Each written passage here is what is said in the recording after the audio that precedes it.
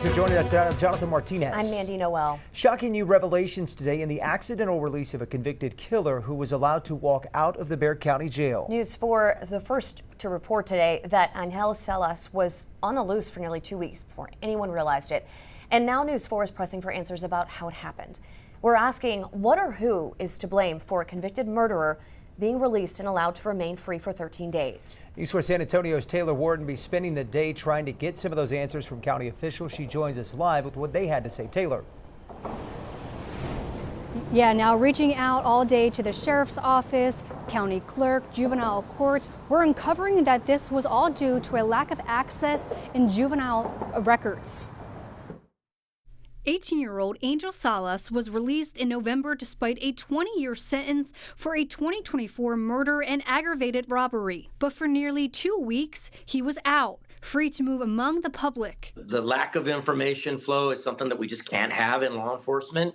1 year ago, he was charged with the murder of Michael Vargas. He entered a plea deal and was sentenced to 20 years. We spoke to Bexar County Sheriff Javier Salazar and asked him why Salas was released on November 19th. Our booking folks did not have access to see juvenile information.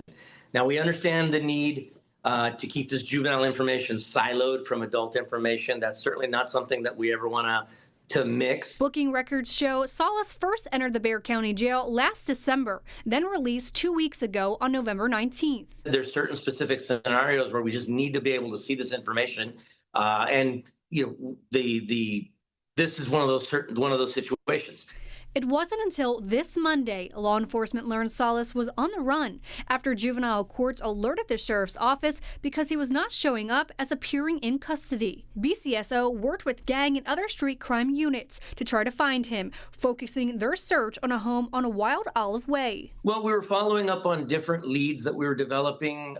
We were following up on homes of known associates, of relatives. And in this situation, we found him leaving the home of a relative. Deputies spotted a man matching Salas's description leave the home and get into an Uber. They followed it to Foster Road, where they stopped it and took him into custody without any issues. Sheriff Salazar says his staff involved in booking did not have access to juvenile information before this incident, but that's since changed. As of today, 135 all of my booking personnel now have access to see the information that we need to see.